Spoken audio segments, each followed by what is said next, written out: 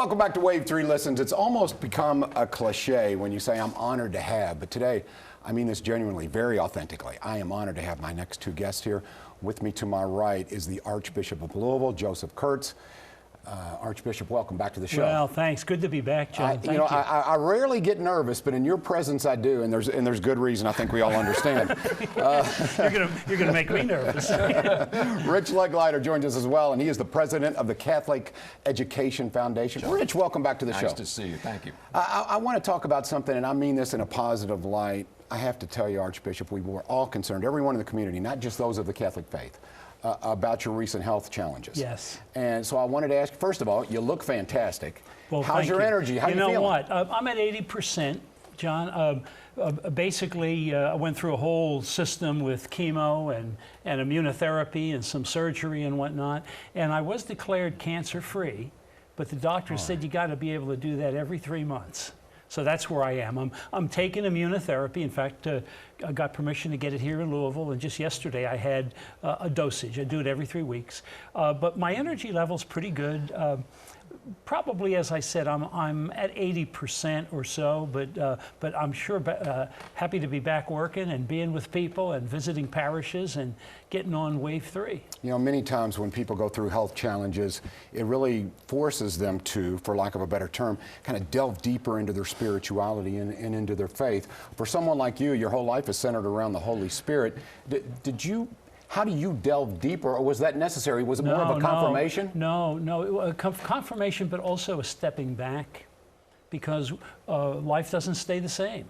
And not only in my own life, but at the Cancer Institute, I was able to observe other families and people far worse than I am.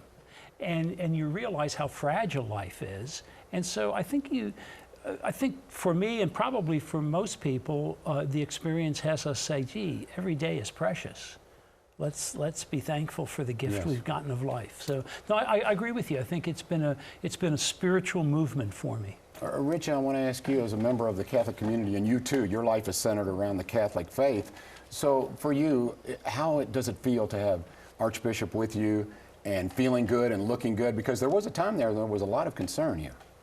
Yeah, we're thrilled that he's back. Archbishop's the vice chair of our board at the foundation. He's also the leader of our church in Central Kentucky, obviously, and we are thrilled that he's back. He's our biggest cheerleader at the foundation, and he's the biggest reason for our success over the last 5 years. And as we talk about the Salute Dinner, he's the co-chair of that event as well. So we're thrilled to have the boss back. We need well, the boss back. I like this. It's good to be back. It's good to be back. We're happy to work that with you're Rich. Here. When you walk through the door, you have that presence about you that makes me not only stand up and pay attention, but also to want to be a better person. Just your mere presence.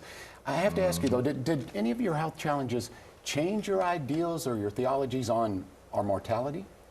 I'm not sure if it changed it, but it made it more, I would say, almost in your face. I mean, you know, when you realize that the uncertainty. Now you have to understand, my personality, when there's an issue, my adrenaline flows. So I'm trying to see if I can get things on the right track, and then I start to take a step back and piece things together and reflect on them.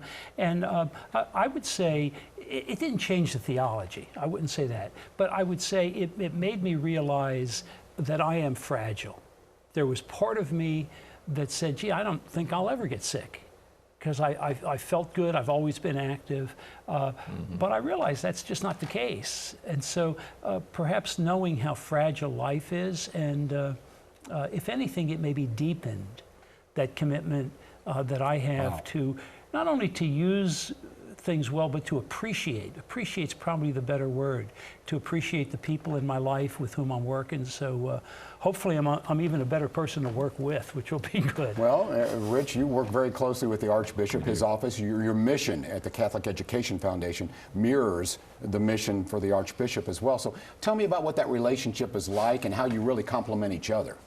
Yeah, I came to the foundation 5 years ago, and we actually created a new partnership with the diocese and a new school plan, for that matter, in 2014 that's resulted in a more than doubling of the number of kids that we're providing tuition assistance to. We've gone from 1,500 in 2014 to now 3,250 kids across Central Kentucky. Wow.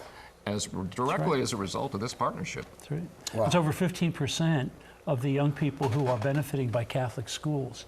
And one of the things that Rich and I know is we wanted this partnership to really address all 110 parishes that we have that stretch in 24 counties. We go right from the Ohio River to the Tennessee border. And that doesn't mean that there's a Catholic school at the doorstep of every parish or every school, every home, but there is a commitment as long as we focus on the child that needs help. That won the hearts, I think, of everybody. You know, that really resonates because when you talk about children, I see you light up. And I know, Rich, that's important to you because Absolutely. if there are children there, parents who would like their children to experience a Catholic education, then the answer is yes. Yes. Right, let's talk about that. Yeah, we coined that, Fred. It's kind of a homegrown slogan, and we coined that because prior to this partnership, we had to tell lots of families that we couldn't help them. They needed help, and we didn't have the funds. We were unable to do that. So we wanted to create a message or an invitation to families to come forward, and that's actually worked very well for us in terms of the outreach that we have in this community. And thank God, in the last 5 years, we've been fortunate enough to actually do what the slogan says. So for the last 5 years, every single kid that came to us that needed financial assistance, in fact, earned an award. Yeah. So we're super proud of that, and we're also very thankful for that as well. And in a couple of minutes, we're going to talk about a dinner where we will celebrate some of the Catholic graduates here, and it's the 30th annual. It's been a huge success. I have to ask you, Archbishop, I read your message in the Record this week, and it was about Lent, and your focus was to not be lazy. Oh, yes, exactly. Now, for those who did not read that, is the emphasis on do not be lazy in your faith and your allegiance to Jesus Christ our Savior, or is it also in day-to-day life? Well, it was take an initiative. And we believe in our faith that the very act of taking an initiative is itself a movement of grace. And that's very, very important in our life. And I use the example of the sloth, the slow-moving animal. It was interesting, you just had the dogs, the beautiful dogs on the program. But the sloth was moving slowly, and I thought, that's such a terrible thing to have the English word connected with a beautiful animal who's not lazy, just moves a little more deliberately. He's just a little limited. Exactly. and that was basically, as you know, in the article, I said, you know, with my fatigue and whatnot, I slowed up a bit. But that means that this is the time for us to take an initiative, take a step, and know that even the very act of taking a step, that's God working within us. Wow. Yeah. Speaking of taking an initiative, the Catholic Education Foundation, you have more emphasis now on technology, which I find interesting. Tell me about the inroads that you've made with technology in your foundation. Yeah, we, in fact, in our early beginnings in the mid-90s, the primary emphasis of the foundation was technology in schools and parishes. So we were on the front end. You really were. Of providing classroom technology, and mostly in our Catholic elementary schools. And as time went on, the need kind of reversed. So technology became something more affordable and more a part of an operating budget of a school. But the tuition assistance needs started rising rapidly, particularly in the 2000s. So we've changed the proportionate amount of money that we spend on each, and now predominantly what we're doing today is tuition assistance, because that's the greatest need. Yeah. Let's talk a little bit about the upcoming salute, the dinner, the 30th annual. 30. Rich, if you would, tell us about who will be celebrated. Tell us a little bit about, who's going to be on the dais, the speakers, the featured speakers, and why this one is so special. I mean, 30 years. I mean, you've got a lot to be proud of. It's unbelievable. We were just talking before the show. Our first event in 1990, we had a couple of hundred guests, and we lost $25,000. And this year, through God's grace, we're going to have 1,800 guests. It'll be sold out in the Grand Ballroom, and we're going to try to net, after we pay our expenses, we're going to try to net $1.2 million. Wow. So it's a phenomenal journey for all of us. And all of that's basically being used for the needy families who really, after all the sacrifice they give, they still need assistance to be able to have a Catholic education for the children that desire it very much. Yeah, and we've got 6 Catholic school alumni honorees that we're going to showcased that night, and from all walks of life, John. You know, we look for people that have exemplary lives. Some are volunteers. We have a playwright and an author. We have a retired nurse who's a real leader, a community leader in West Louisville. Louisa Moss is her name. Jimmy Kurtzdorfer, who's the CEO of ISCO Industries here in town, which was really a homegrown business out of a family hardware store. And he's very philanthropic. Yeah, and super. And Father Joe Graffis, who just retired. He's 50 years a priest in the diocese. We're going to honor Father Joe. Laura Schwab is a Sacred Heart grad who now runs Aston Martin across 2 continents, North and South America. First woman to ever do so in a 107-year history of Aston Martin. She'll be here with us.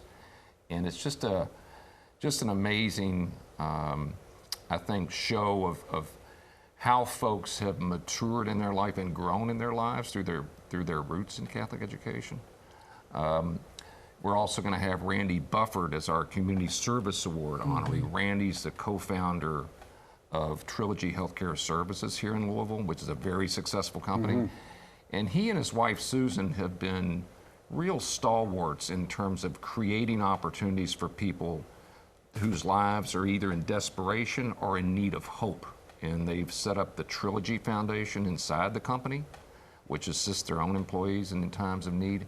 And they've also set up the Bufford Family Foundation, which is has a huge impact right here in our community, mostly around education, wellness, and transforming lives. Wow. Archbishop, I want to ask you, so in this time we're in this election period and all of this divisiveness, and we've got this age of being critical, how important is it for you here in Louisville, for the Catholic faith and for the Catholic community, to celebrate some of the accomplishments that Rich just referred to? Absolutely. To take a step back, I think part of civility is to begin by praising the things that are good.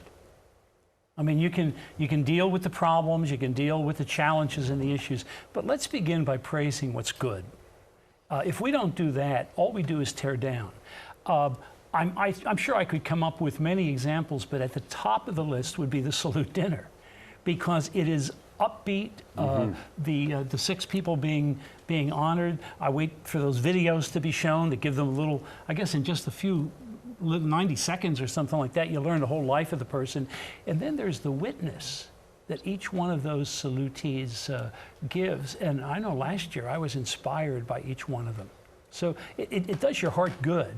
And of course, we're going to have my friend Cardinal Dolan coming in from New York City the day after the St. Patrick's Day parade. So, you know, it's on the 18th. So most people would be tired that next day. But he's got so much energy, and he and I have been friends for many years. You may know that from, I guess, 2010 to 13, when he served as president of our U.S. Bishops Conference, I was vice president, and then later succeeded him as president. And so we made many trips to Rome and dealt with a lot of different problems and issues. But the other thing we did is we were able to laugh together. We were able to celebrate our faith, even with our meetings with our Holy Father, Pope Francis, and every once in a while enjoy a nice meal. There we go. Yeah, as Rich knows, and he'll share this with you, Archbishop, I'm a Catholic wannabe. And admittedly, some of it is the celebration side of it, the St. Patty's Day. I love the spinning of a wheel, a good bratwurst and a cold beverage. I'm all good with that. But so I want to ask You're making my mouth water. but I love to be enlightened about the Catholic faith. I love the pomp and circumstance, the feeling of community, the commitment to family, and the commitment to just being a better person. Let's talk a little bit about Lent. Okay, so educate me a little bit. The abstaining, okay, you make a commitment to abstaining from whether it be alcohol or smoking, whatever the case may be. Is that to be more prepared to celebrate Easter? What's that about? Well, it is, but remember the word Lent means spring. So first of all, the word itself, Lent, is renewal. Just as spring flowers and grass are coming up, we want to renew. And we often say that Jesus in his life was so concerned with others that he forgot to eat. And every once in a while, you might have a family member who's in the hospital and you say, oh my gosh, I don't think I had lunch. Wow.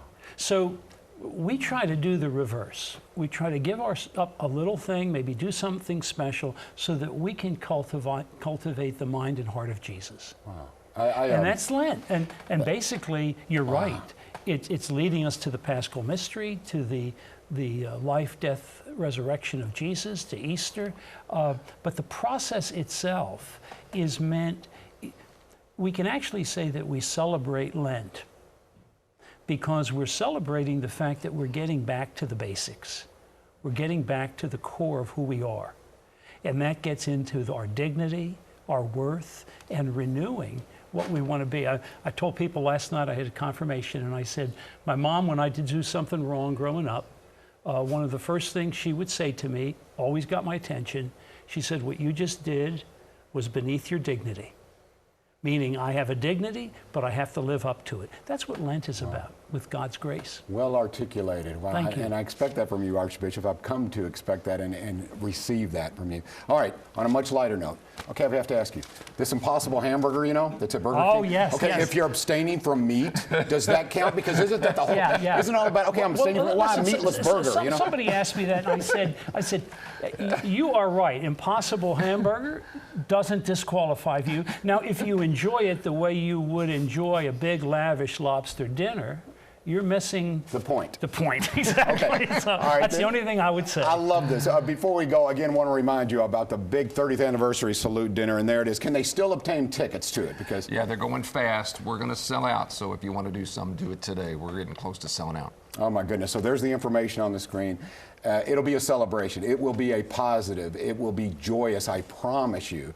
And I think the timing is absolutely perfect for that as we prepare for Easter, and we are in need of something that is happy and upbeat. All right, before I let you guys go, last question. What does someone like you give up for Lent? Well, that's a very good question.